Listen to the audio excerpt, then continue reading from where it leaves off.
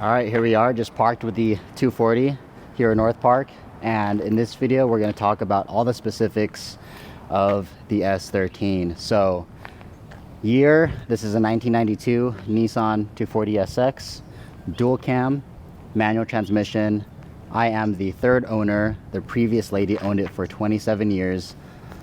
And it's just super clean. Doesn't get any more stock than this. But how stock is it? You're about to find out. So, suspension, stock, wheels stock. These are the teardrop, not alloys, but teardrop hubcaps. The tires are old, so they need to get replaced desperately. Some of the parts of the body have been resprayed, such as the bumper. There's a little bumper extension on the other side. I'll show you that real quick. You can kind of tell it's a different red. And then also in the back, it's kind of a little bit of a indent here. This rear bumper, I believe, and some of this rear quarter has been resprayed. Another con is this cracking we have on the bumper.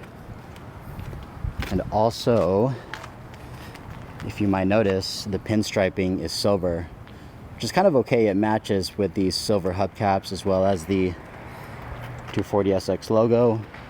However, this car should have black pinstriping. So I believe Resto Mod Ninja, they do, it's a company that does like restoration parts for 240s, and I believe they make the black strip for these cars. I just have to choose which model. In this case, this is a Chuki model, or the mid-year.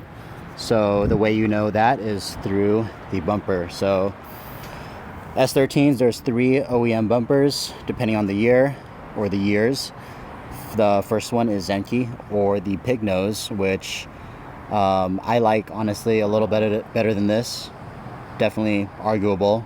This is the middle of the years, which is Chuki, aka shark nose, kind of looks like the nose of a shark. And then the last one is Koki, or the Type X front end. So that is, as mentioned in my last video, kind of the end goal is to go full Type X, but more on that later. All right, so another interesting detail about the S13 is that this is actually an LE model. The top of the model, or the top of the line, is actually an SE model. This here is an LE. So I believe this is more of like the mid-tier trim that you can get on this car. And as you can tell, it has a sunroof. However, this isn't an original sunroof car, unfortunately. So back to it being stock, it's more or less completely stock. That is actually a dealership installed sunroof. And we do have record of this. So check it out, guys. We have every single record of the car since new. So the previous owner and the original owner kept every single record of this car. This is probably the biggest stack of records that I've ever gotten with the purchase of a car, all the way down to, this is the gold right here, original sticker. I'll read some of the specifics off this. Total price, $16,264. 5-speed manual transmission, retractable headlights, reclining monoform front seats, fold down rear seat back, 2.4 liter dual overhead cam 16 valve 155 horsepower engine, sequential multi-point fuel injection, power rack and pinion steering, 4-wheel disc brakes, rear multi-link design, rear suspension, 22 miles per gallon city, 27 highway, not bad. And then also back to the sunroof. So we also have this. This is the vehicle purchase contract, and right here it says all factory standard equipment included, full tank of gas included, cruise control included, air conditioning, and then written right here it says sunroof pop top. So to the best of my knowledge, this here is a dealership installed sunroof. Another way that I found out is there's actually a guy who had a OEM sunroof cover that I wanted to buy off OfferUp, because when I drive this car and there's sun out, it hits my head and it gets really hot inside. So I wanted to buy that cover. OEM. We met up and actually we tried fitting it. It did not fit. It was way off. So that's just further proof that this sunroof is not OEM, but it still looks pretty good. Here's a closer look at that sunroof from the top, from the bottom. See, it looks OEM. Like, I did not notice at first. But while we're here on the inside, let's take a look at some of the pros. Completely stock. We got the manual transmission.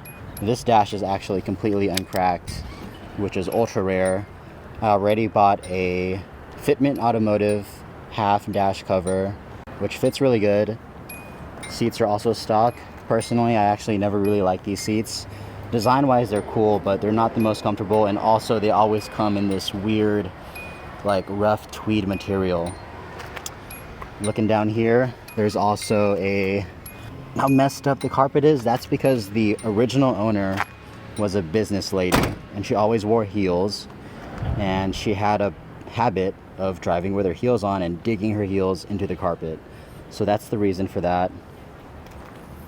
As for the rear seats, pretty standard.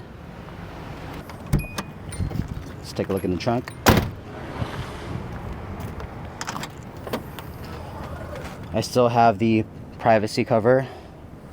These shocks are blown and I already have new ones.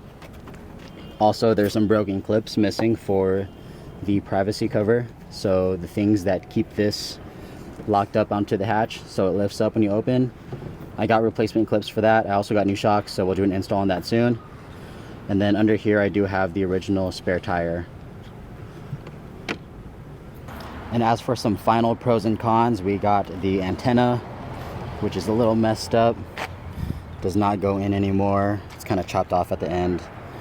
We also have, in my opinion, this is a pro, manual doors, windows, I mean. Those are never gonna crap out on me. We also have manual locks and also manual rear view mirror adjusters. Another con actually is the door panel right here.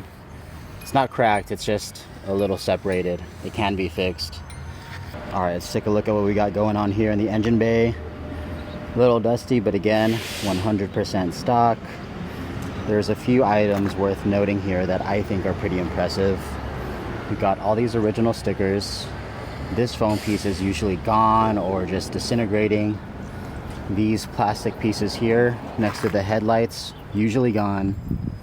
Intake is stock. Heat shield, usually gone, completely stock. And also the distributor cap cover is still here. It says Nissan on it, which is pretty cool. Other than that, there's not a lot to say, and no news is good news. Stock motor. If you ever wanted to know what it was like driving a completely stock S13, here it is. POV video. Let's go for a drive. First up, we got the door chime. We also got the automatic seat belts, always special.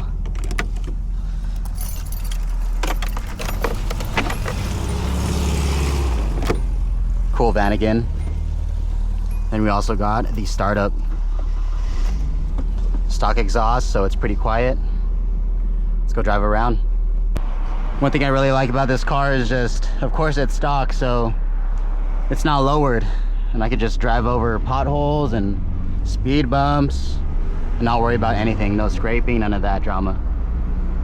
We got 1, 2. Step on it a little bit. It's just like pleasant. Stock is pleasant. Even there's little dips here that in most cars I would have to like approach sideways at, but here, stock S13, nope. Watch, just go straight over this thing. Boom. 2 more items worth pointing out in the interior. We got the aftermarket head unit. Not really a big deal, but would I prefer stock? I don't know, maybe. I do like having my tunes though, so I'm not mad about it. And number 2 would be the AC. It doesn't really blow super cold. It just blows cool, so I definitely need to get that serviced or upgraded to R134. And as for mileage, we're looking at 179,599. I bought this car at around 178,000. Check out the headlights. The headlights and the retracting seatbelt never gets old. Let me know if you guys think I should keep this car 100% stock. Even though things like this aftermarket cruise control and sunroof are not stock, is this car stock enough and clean enough to justify keeping it this way? That's where I'm at a crossroads. What would you guys do? If you had a clean base just like this, would you take it as an opportunity to preserve it and restore it, or would you take it as an opportunity to make a really clean build, starting from a really clean blank slate? All right, let's give it a little pull. Let's do it. First, second, third, fourth, back to third. Ooh, skate spot, skate spot. All right, that's all I got for today's video. Just a little walk around of all the specs on the S13. Let me know again what you guys think I should do with this car. As for future videos, I actually do have one coming out soon. It's totally not car related. It's about my friends and I going to the grand opening of our local In-N-Out. But if you're here for the car content, stick around because there's some other stuff that I got planned coming down the pipeline for the S13 and also the 280. So make sure to stay tuned.